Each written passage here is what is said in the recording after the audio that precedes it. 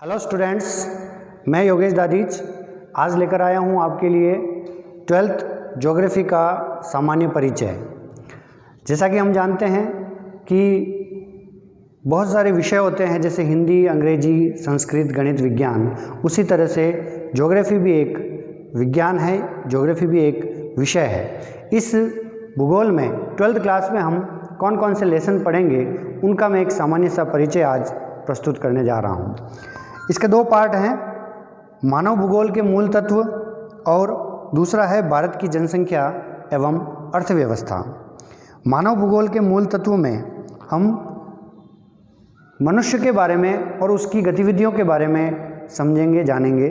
जैसा कि हम सब जानते हैं कि इस पृथ्वी पर, इस धरती पर मनुष्य सबसे महत्वपूर्ण प्राणी है, सबसे महत्वपूर्ण जीव है, जो इस सृष्टि से सबसे ज़्यादा प्रभावित होता है और सबसे ज़्यादा इस प्रकृति को प्रभावित करता है। तो जो पहला लेसन है वो है मानव भूगोल, प्रकृति और विषय क्षेत्र। जैसा कि हम जानते हैं कि मानव भूगोल सबसे महत्वपूर्ण पार्ट है भूगोल का, और इसकी क्या प्रकृति है और इसमें मानव भूगोल में किन किन विषयों को पढ़ा जाता है वो हम इसमें पढ़ेंगे। विश्व की प्रमुख जनजातियाँ। जाति के बारे में हम सभी जानते हैं कि समान विचारधारा, परंपरा, रीति रिवाज वाले जन समूह को जाति कहते हैं। इसी तरह से जनजाति जो सुदूर आदिवासी क्षेत्रों में रहते हैं, जंगलों में रहते हैं, निवास करते हैं, उनकी गतिविधियों, उनकी संस्कृति, उनके क्रियाकलाप, उनका रहन सहन, पहनावा, इन सब के बारे में हम पढ़ेंगे। तीसरा लेसन है जनसंख्या, वितरण, घनत्व एवं वृद्धि। देखिए, किसी भी क्षेत्र में जनसंख्या होने में बहुत सारे कारक उत्तरदायी होते हैं। नदी, जहाँ नदियाँ होती है वहाँ पे जनसंख्या अधिक होती है। रेगिस्तानी क्षेत्र में हम देखते हैं कि जनसंख्या कम पाई जाती है। तो किस तरह वितरण प्रभावित होता है, कहाँ कहाँ जनसंख्या कम ज़्यादा होती है, ये सब हम इसमें पढ़ेंगे। जनसंख्या घनत्व किसी प्रति इकाई क्षेत्र में पाई जाने वाली, निवास करने वाली जनसंख्या को घनत्व कहते हैं, और वृद्धि की भी एक अपनी विशेषताएं होती है, वो हम इसमें पढ़ेंगे। विश्व जनसंख्या की संरचना अगला लेसन है। इसके बाद जनसंख्या, प्रवास एवं मानव विकास। देखिए, मनुष्य अपनी आवश्यकताओं की पूर्ति के लिए एक स्थान से दूसरे स्थान पर जाता है, रोजगार की तलाश में जाता है, अन्य कई कारण होते हैं जिससे वह प्रवास करता है। तो इसका अध्ययन हम इस लेसन में करेंगे। विश्व मानव अधिवास। हम अगर अपने गांव का, अपने शहर का ही अवलोकन करें तो हम देखेंगे कि अलग अलग प्रकार के मकान, अलग अलग प्रकार के निवास यहाँ पर पाए जाते हैं, बनाए जाते हैं। तो विश्व में किस प्रकार से मनुष्य रहता है, कहाँ कहाँ पे किस प्रकार के मकान बना करके रहता है, इसका हम अध्ययन इस लेसन में करेंगे। मानव व्यवसाय, प्रमुख प्रकार।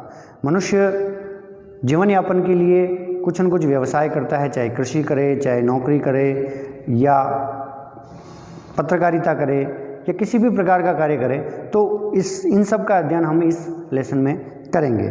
अगला जो लेसन है वही मानव व्यवसाय के प्रकार में जो प्राथमिक व्यवसाय है। प्राथमिक व्यवसाय में कच्चे माल के उत्पादन से रिलेटेड चीज़ों का अध्ययन किया जाता है। अगला है द्वितीय व्यवसाय। द्वितीय व्यवसाय में हम प्राथमिक व्यवसाय से प्राप्त कच्चे माल का उपयोग किस प्रकार से करते हैं, इन सब का हम अध्ययन करेंगे। विश्व परिवहन एवं संचार। मनुष्य आवागमन करता है, अपनी आवश्यकता की पूर्ति के लिए एक स्थान से दूसरे स्थान पर जाता है। तो परिवहन के साधन कौन कौन से होते हैं, परिवहन के मार्ग कौन कौन से होते हैं, स्थल मार्ग, जल मार्ग, वायु मार्ग, और साधन बस हो सकती है, ट्रेन हो सकती है, एरोप्लेन हो सकता है। तो इन सब का अध्ययन हम इसमें करेंगे। विश्व अंतर्राष्ट्रीय व्यापार।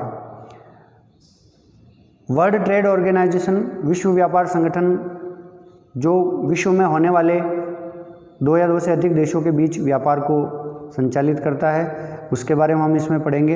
इसके अलावा चाहे हम आज देखते हैं कि भारत और पाकिस्तान के बीच में नहीं बनती है, या भारत चीन के बीच में विवाद है, इसके बावजूद भी इन देशों में व्यापार होता है। तो ये व्यापार किन शर्तों के तहत होता है, किन नियमों के तहत होता है, क्या इसमें टैक्सेज लगते हैं, क्या इसमें कर लगते हैं, इन सब चीज़ों का अध्ययन हम इसमें करते हैं। पर्यावरणीय समस्याएं और समाधान, ये सबसे महत्वपूर्ण लेसन है इस भाग का। वर्तमान समय में जनसंख्या की तीव्र वृद्धि के कारण और हम अपनी भौतिक सुविधाओं की पूर्ति के लिए प्रकृति को बहुत अधिक नुकसान पहुंचा रहे हैं हम, यानी मानव। और प्रकृति को नुकसान पहुंचाने के कारण बहुत सारी समस्याएं भी हुई है। प्रदूषण फैला है, जल प्रदूषण, वायु प्रदूषण, मृदा प्रदूषण, ध्वनि प्रदूषण, और इन प्रदूषणों के कारण विभिन्न प्रकार की प्राकृतिक आपदाएं भी आती है। प्रकृति को हमने नुकसान पहुंचाया है तो इससे प्रकृति भी वापस इसका प्रतिकार करती है। भूकंप, ज्वालामुखी आदि के, बाढ़, तूफान, इनके रूप में हम प्रकृति का प्रलय देख सकते हैं। सुनामी के बारे में हमने देखा, सुना कि सुनामी कितनी भयावह थी। स्टूडेंट्स, ये पहला चैप्टर, पहला पार्ट है मानव भूगोल के मूल तत्व, जिसमें हम टोटल 12 लेसन पढ़ेंगे। अगला जो दूसरा पार्ट है वो है भारत की जनसंख्या और अर्थव्यवस्था। इसमें हम भारत से रिलेटेड चीज़ों के बारे में जानेंगे, पढ़ेंगे। इसमें पहला लेसन है भारत की जनसंख्या, उसका वितरण, घनत्व और वृद्धि। भारत की जनसंख्या संरचना, संसाधनों का वर्गीकरण, संरक्षण और पोषणीय विकास। ये सबसे महत्वपूर्ण लेसन है इस पार्ट का। संसाधन वह वस्तु जो मनुष्य की आवश्यकता की पूर्ति करती है या जिससे मनुष्य की आवश्यकता की पूर्ति होती है, उसे संसाधन कहते हैं। तो इस दृष्टि से मनुष्य भी एक संसाधन है, क्योंकि मनुष्य भी आवश्यकताओं की पूर्ति करता है। इसमें हम संसाधनों का वर्गीकरण करेंगे, अलग अलग प्रकार से उसका वर्गीकरण पढ़ेंगे। संरक्षण, संसाधनों को बचाना क्यों आवश्यक है। हम देखते हैं कि जल भी एक संसाधन है और जल की कमी से हम कितना परेशान होते हैं। गर्मियों में कितनी दूर से रेगिस्तानी क्षेत्रों में पानी लाना पड़ता है। तो संसाधन का संरक्षण किस प्रकार से किया जाए, ये हम इसमें पढ़ेंगे। पोषणीय विकास एक महत्वपूर्ण बिंदु है जो आजकल बहुत ज़्यादा प्रचलन में है और जिस पर बहुत ज़्यादा ध्यान दिया जा रहा है। प्रकृति को नुकसान पहुंचाए बिना, न्यूनतम नुकसान पहुंचाए बिना मनुष्य अपनी आवश्यकताओं की पूर्ति करे तो उसको कहते हैं पोषणीय विकास। यानी प्रकृति को भी नुकसान नहीं पहुंचे और मनुष्य की आवश्यकता की पूर्ति भी हो जाए। जैसे हम अगर लकड़ी का दरवाज़ा बना रहे हैं तो उसके बदले में हम 5 पेड़ लगा दें तो प्रकृति भी सुरक्षित रहेगी और हमारा काम भी, हमारी आवश्यकता की पूर्ति भी हो जाएगी।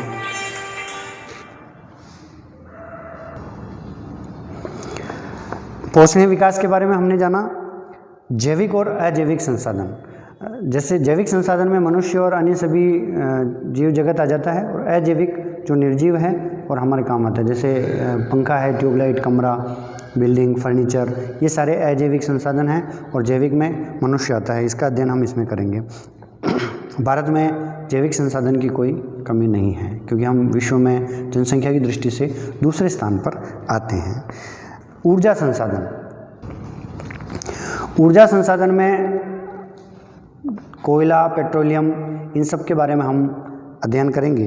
कृषि, भारत एक कृषि प्रधान देश है और लगभग 65-70% जनसंख्या जो है वो कृषि और कृषि पर आधारित उद्योगों से जुड़ी हुई है, इसलिए ये सबसे महत्वपूर्ण पार्ट हो जाता है। इसका अध्ययन हम इसमें करेंगे।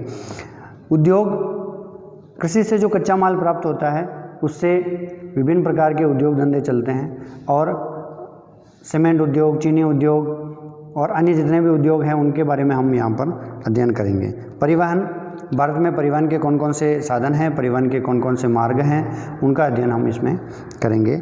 नियोजन एवं सतत विकास, नियोजन का मतलब होता है मैनेजमेंट। हम विकास को किस प्रकार से व्यवस्थित कर सकते हैं, मैनेज कर सकते हैं, इसका अध्ययन हम करेंगे। और सतत विकास, सतत विकास का मतलब होता है निरंतर विकास, लगातार विकास।